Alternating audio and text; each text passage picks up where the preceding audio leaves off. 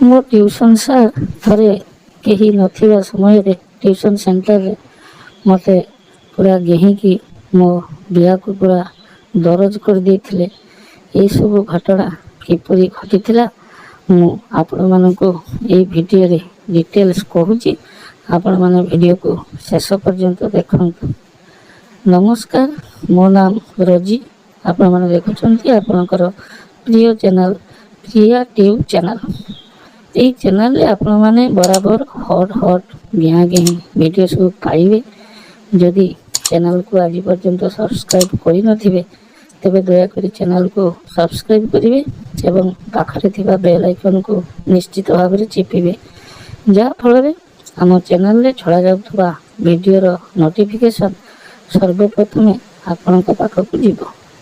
ତ ଆସନ୍ତୁ ସମୟକୁ ନଷ୍ଟ ନକରି କିପରି ମୋର ଟ୍ୟୁସନ୍ ସାର୍ ମୋତେ ଗେହିଁଥିଲେ ଏବଂ ମୋ ପିଲାକୁ ପୁରା ଦରଜ କରିଦେଇଥିଲେ ସେହି ବିଷୟରେ ମୁଁ ଆପଣଙ୍କୁ କହୁଛି। ଥରେ କ'ଣ ହେଇଛି ନା, ଟ୍ୟୁସନ୍ ସରିଗଲା ଏବଂ ପଢ଼ା ସରିବା ପରେ ପିଲାମାନେ ଯେତେବେଳେ ସବୁ ଯିବାକୁ ଆରମ୍ଭ କଲେ, ମୁଁ ମଧ୍ୟ ସେମାନଙ୍କ ସହିତ ଘରକୁ ଯିବାକୁ ବାହାରିଲି। ତ ପ୍ରଥମେ ଛୁଆ ପିଲାମାନେ ବାହାରୁଥିଲେ, ମୁଁ ଟିକେ ପଛକୁ ରହିଯାଇଥିଲି। ତ ଏହି ସମୟରେ କ'ଣ ହେଲା ନା, ହଠାତ୍ କାଳବୈଶାଖୀ ବର୍ଷା ଆରମ୍ଭ ହୋଇଗଲା। ବିଜୁଳି ଘଡ଼ଘଡ଼ି ସହ କଳାହାଣ୍ଡିଆ ମେଘ ମାଡ଼ି ଆସିଲା। କିଛି ପିଲା ଚାଲି ଯାଇଥିଲେ, କିନ୍ତୁ ଶେଷରେ ମୁଁ ରହିଯାଇଥିଲି। ତେଣୁ ସାର୍ ଯେତେବେଳେ ମୋତେ ଦେଖିଦେଲେ ଯେ ମୁଁ ସାଇକେଲଟିକୁ ବାହାର କରୁଛି ଘରକୁ ଯିବା ପାଇଁ ଏବଂ ଆକାଶରେ ବିଜୁଳି ଏବଂ ଘଡ଼ଘଡ଼ି ଜୋରସେ ଚାଲିଛି, ସିଏ କ'ଣ କଲେ ନା ମୋତେ ପଛରୁ ଡାକିଲେ, ରୋଜି ରୋଜି ଚିଲେଇଲେ। ମୁଁ କହିଲି, ସାର୍ ମେଘ ବହୁତ ଜୋରରେ ଉଠିଛି। ସେ କହିଲେ, ତୁମେ ଗୋଟେ କାମ କର, କିଛି ସମୟ ରହିଯାଅ, କାରଣ ବର୍ତ୍ତମାନ ଯେଉଁ ରେଟ୍ରେ ବିଜୁଳି ମାରୁଛି କିଛି ବି ଅସୁବିଧା ହୋଇପାରେ। ତେଣୁ ତୁମେ ଫେରିଆସ ଏବଂ ଏଇଠାରେ ବସ। ମୁଁ ମଧ୍ୟ ସାର୍ଙ୍କ କଥା ମାନି ଫେରିଆସିଲି ଏବଂ ବସିଲି। ମେଘ କିନ୍ତୁ ଛାଡ଼ିବାର ନାଁ ନଥିଲା। ବିଜୁଳି ଖୁବ୍ ଜୋରରେ ମାରୁଥିଲା, ବର୍ଷା ମଧ୍ୟ ତୁହାକୁ ତୁହା ହେଉଥିଲା ଏବଂ ପବନ ମଧ୍ୟ ଜୋରରେ ହେଉଥିଲା। ତ ମାହୋଲ ଗୋଟିଏ କେମିତି ରୋମାଣ୍ଟିକ୍ ଟାଇପ୍ର ଆସ୍ତେ ଆସ୍ତେ ହୋଇଗଲା। କିଛି ସମୟ ଆମେ କଥାବାର୍ତ୍ତା ହଉ ହଉ ସାର୍ କହିଲେ, ରୋଜି ତୁମେ ଏଇଠାରେ ବସିଥା, ମୁଁ ଟିକେ ଫ୍ରେଶ୍ ହେଇ ଆସେ। ତାପରେ ସାର୍ ବାଥରୁମ୍କୁ ଫ୍ରେଶ୍ ହେବା ପାଇଁ ଚାଲିଗଲେ। ବାଥରୁମ୍ରୁ ଯେତେବେଳେ ସାର୍ ବାହାରିଲେ, ସେ ଗୋଟିଏ ପତଳା ଟାୱେଲ୍ ପିନ୍ଧିଥିଲେ। ସେ ଟାୱେଲ୍ ଭିତରେ ତାଙ୍କ ବାଣ୍ଡ ପୁରା ପିଚକେଇକି ଆଗକୁ ଟିଙ୍ଗେଇ ଦେଖାଯାଉଥିଲା। ତାଙ୍କର ସେଇ ଲମ୍ବା ବାଣ୍ଡ ମୁଁ ଯେତେବେଳେ ଟାୱେଲ୍ ତଳେ ଦେଖିଲି, ମୋର କାହିଁକି କେଜାଣି ଦେହଟି ଶୀତେଇ ଉଠିଲା ଏବଂ ସେ ମାହୋଲ ପୁରା ରୋମାଣ୍ଟିକ୍ ହେଇକି ଥିଲା। ତେଣୁ ମୋତେ କାହିଁକି କେଜାଣି ଗିଆଁ ଖାଇବାକୁ ଇଚ୍ଛା ହେଲା। ତ ସାର୍ଙ୍କ ମନ ମଧ୍ୟରେ ମଧ୍ୟ ସେଇଆ ଥିଲା, କାରଣ ସାର୍ ବାଥରୁମ୍କୁ ଯିବା ପୂର୍ବରୁ ଯେଭଳି ଭାବରେ ମୋ ସହିତ କଥାବାର୍ତ୍ତା ହେଉଥିଲେ ଏବଂ ବ୍ୟବହାର ଦେଖାଉଥିଲେ, ବାଥରୁମ୍ରୁ ବାହାରି ସାରିଲା ପରେ ତାଙ୍କର ମୁଡ୍ ଚେଞ୍ଜ ହେଇଯାଇଥିଲା। ସିଏ ପୁରା ରୋମାଣ୍ଟିକ୍ ହୋଇ ଉଠିଲେ, ମୋ ପାଖରେ ଆସି ବସିଲେ, ଏଣୁ ତେଣୁ ଥଟ୍ଟା ମଜାର କଥା ହେଲେ। ତାପରେ ସିଧା ମୋ ହାତକୁ ଧରି ଟାଣି ନେଲେ ଏବଂ ତାଙ୍କ ଉପରେ ପକାଇଦେଲେ। ମୁଁ କହିଲି, ସାର୍ ଏସବୁ କ'ଣ ହେଉଛି? ସାର୍ କହିଲେ, ରୋଜି ତୁମେ କିଛି କୁହନି, କାରଣ ତୁମକୁ ପାଇବା ପାଇଁ ମୁଁ ପୁରା ପାଗଳ ହୋଇଗଲିଣି। ବହୁତ ଥର ଭାବିଛି ତୁମକୁ ମୋ ମନ କଥା କହିବି ବୋଲି, କିନ୍ତୁ ସେ ସୁଯୋଗ କେବେ ଆସେନି। ତେଣୁ ଆଜି ସେ ସୁଯୋଗ ଆସିଛି। ମୁଁ ତୁମକୁ କହୁଛି, ମୁଁ ତୁମକୁ ବହୁତ ଭଲ ପାଏ ଏବଂ ତୁମକୁ ଘେହିବାକୁ ମୋର ପ୍ରବଳ ଇଚ୍ଛା। ମୁଁ କହିଲି, ସାର୍ ଏଗୁଡ଼ିକ ଭଲ କଥା ନୁହେଁ। ଆପଣ ସାର୍, ମୁଁ ହେଲି ଛାତ୍ରୀ। ସେ କହିଲେ, ଦେଖ, ବହୁତ ଏମିତି ଉଦାହରଣ ଅଛି, ସାର୍ମାନେ ତାଙ୍କ ଛାତ୍ରୀମାନଙ୍କୁ ଘେହିଛନ୍ତି ଏବଂ ବିବାହ ମଧ୍ୟ କରିଛନ୍ତି। ତେଣୁ ଏଥିରେ କିଛି ନୂଆ କଥା ନୁହେଁ। ସେ ଯାହା ବି ହେଉ, ତୁମେ ମୋତେ ଆଜି ମନା କରନି। ଏହି କଥା କହି ସେ ମୋ ଗାଲକୁ ଧରି ଖାଲି କିସ୍ ଉପରେ କିସ୍ ଦେବାକୁ ଲାଗିଲେ। ତାଙ୍କର ଛୁଆଁ ପାଇସାରିଲା ପରେ ମୁଁ ଆଉ ନିଜକୁ ମଧ୍ୟ ଆୟତ୍ତ କରିପାରୁନଥିଲେ। ମୋତେ ମଧ୍ୟ ଘିଆଁ ଖାଇବାକୁ ସେତେବେଳକୁ ପ୍ରବଳ ଇଚ୍ଛା ହେଇସାରିଥିଲା। ତେଣୁ ମୁଁ ଆଉ ବେଶୀ ବିରୋଧ କଲି ନାହିଁ। ମୁଁ ସେଇ ସୋଫା ଉପରେ ଆଖି ବନ୍ଦ କରି ଶୋଇଗଲି। ସିଏ ସେ ମୌକାକୁ ଆଉ ଛାଡ଼ିଲେ ନାହିଁ। ସେ ତାଙ୍କର କାମ ଆରମ୍ଭ କରିଦେଲେ। ମୋ ସାର୍ଟର ସବୁ ବଟନକୁ ସେ ଖୋଲିଦେଲେ ଏବଂ ମୋର ବଡ଼ ବଡ଼ ଦୁଧକୁ ତାଙ୍କ ପାଟିରେ ନେଇ ଜିଭରେ ଚାଟିବାକୁ ଲାଗିଲେ ଏବଂ ମୋ ପେଟ, ମୋ ଛାତି ସବୁଗୁଡ଼ିକୁ ଖାଲି ଚାଟି ଦେଉଥିଲେ। ତାପରେ ସେ କ'ଣ କଲେ ନା ମୋ ବିଆ ଆଡ଼କୁ ଗଲେ ଏବଂ ମୋ ବିଆରେ ତାଙ୍କର ହାତ ବୁଲାଇଲେ। ମୋ ବିଆର ଚୁଟିଗୁଡ଼ିକୁ କିଛି ସମୟ ଆଉଁସିଲେ।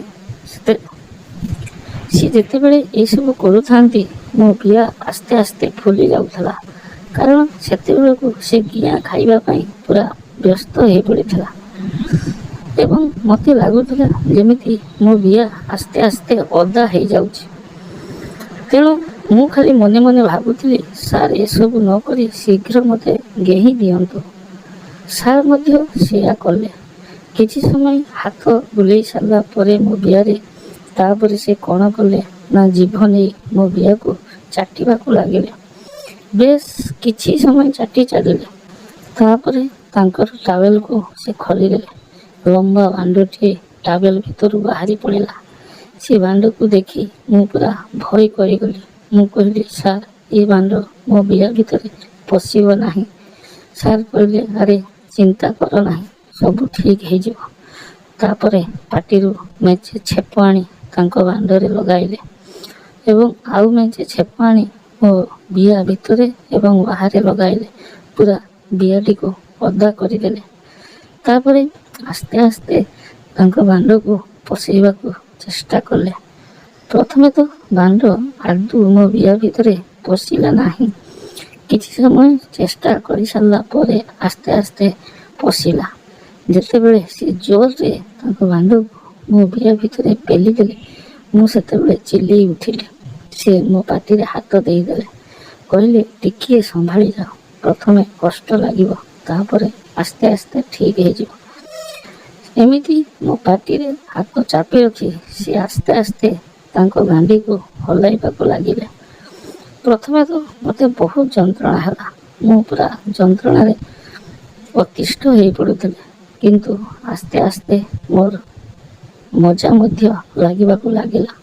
ତେଣୁ ମୋତେ ଆଉ କଷ୍ଟ ଜଣାପଡ଼ିଲା ନାହିଁ। କିଛି ସମୟ ସେ ଏମିତି ତାଙ୍କ ବାଣ୍ଡକୁ ହଲେଇ ସାରିଲା ପରେ ପୁଣି ତାଙ୍କ ବାଣ୍ଡକୁ ବାହାରକୁ କାଢ଼ି ଆଣିଲେ ଏବଂ କହିଲେ, ରୋଜି, ତମର କ'ଣ ମୋ ବାଣ୍ଡକୁ ଖାଇବାକୁ ଇଚ୍ଛା ହେଉନି? ମୁଁ କହିଲି, ମୁଁ ତ କେବେ ଘିଆଁ ଘିଁ କରିନାହିଁ, ତେଣୁ ମୋତେ ଆପଣ ଯାହା କହିବେ ମୁଁ ସେଇଆ କରିବି।